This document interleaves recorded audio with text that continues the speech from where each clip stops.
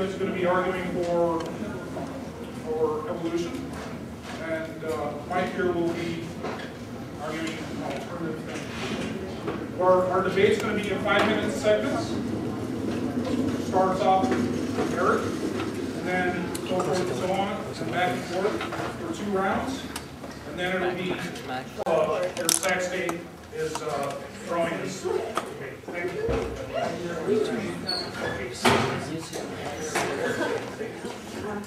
Hey, thanks for being here. My name is Eric Hovind. I'm from Pensacola, Florida, and I have the privilege of traveling around the world speaking on creation versus evolution. Let me find out real quick, how many of you here just want to raise your hands without saying anything on the creation side, just out of curiosity? How many of you would say no, I'm more on the freethinker evolution side? How many of you are with Mike on the, I have no clue, but I'm here to debate what I don't even know? A couple of you, all right.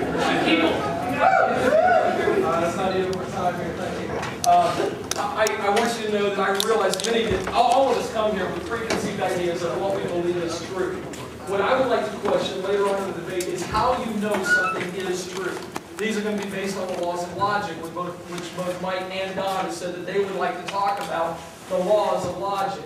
I am going to challenge how we even get the laws of logic, how we get that. But before I do that, let me just tell you, humanists, evolutionists regard the universe as self-existent. They say it's not created. Now, that is a whole hurdle that they don't like to tackle. How do you get the world to make itself? To literally come out of nothing and make itself?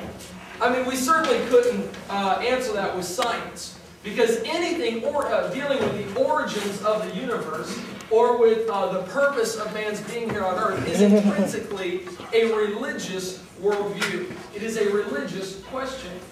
And so I submit to you that evolution is not actually a science. Now, does evolution try to use science?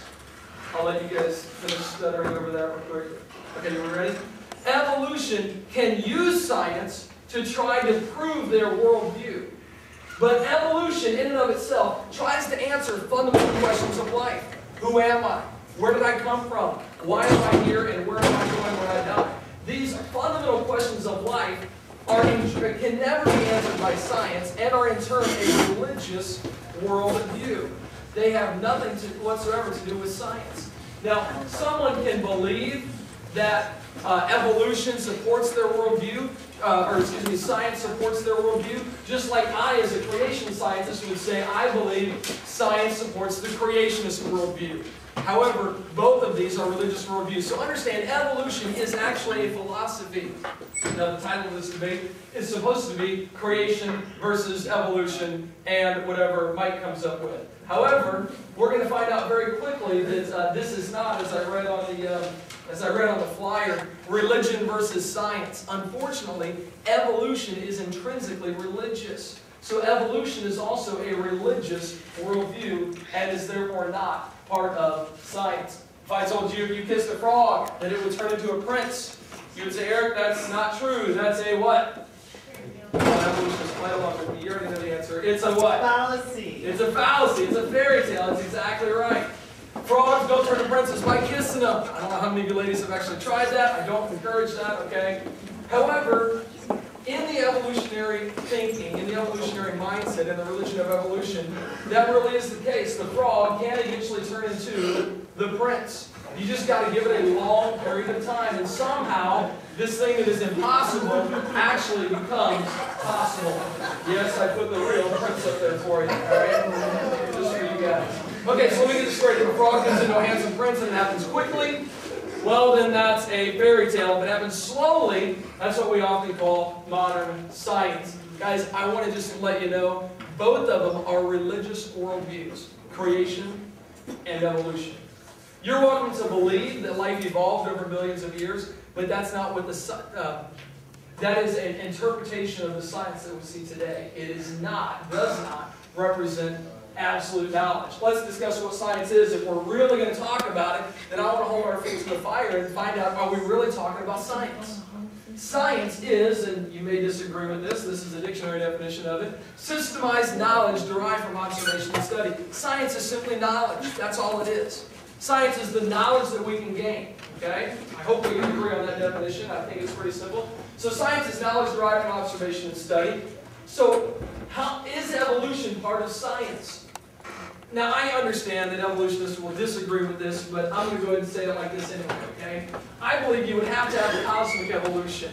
That would be the origin of time, space, and matter. And a lot of people say, well, hold on, Eric, that's not part of evolution at all. Well, ultimately, it has to be part of that world, worldview, that thinking, in order to get the world here. Evolution only deals with life once it's got here. Well, how do you get life here?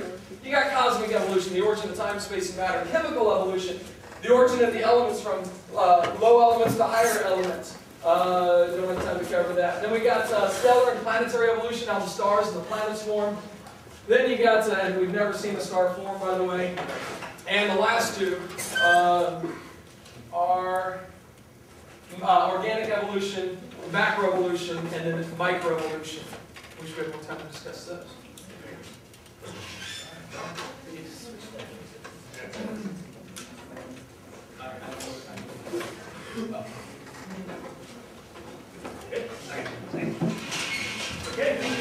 Okay, first of all, I do want to point out, Eric does this a lot. He doesn't need a script. He's good.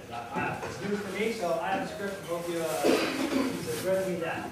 And second of all, I need to make it perfectly clear, I'm not a scientist. I'm not a zoologist or biologist or geologist or physicist. I have no academic background or expertise status in any of the sciences related to evolution. I'm a professor. I'm also the advisor to the Freethinkers Club. I'm a professor of graphic communication. I'm an expert in graphic design, the design process. It involves analysis, critical thinking, and problem solving, and creativity. I teach students how to create ideas and visuals that can communicate and persuade. Now, we're here to talk evolution and creation, so I need to tell you I also have a deep personal interest in evolution and religion and the debate surrounding them. And I've done a lot of personal study. Again, that's why I'm part of the Freethinkers Club. But as far as being an expert or an authority in science, in the science of evolution, again, I'm not that. That's okay, because neither are Mike or Eric. Precisely because I'm not a scientist, I feel I have an obligation to approach this debate a little differently. Out of respect for the scientists on campus, I think there might be a couple in the room, I will not attempt to present the finer details of the facts of the science of evolution. Again, I'm simply not qualified to do that. What I do hope to do today is defend you, the audience, from buying into or being fooled by a very persuasive but otherwise totally baseless argument from both of these guys. Eric is a very charismatic presenter, master of rhetoric. If you're not familiar with that word, it's very important to debate.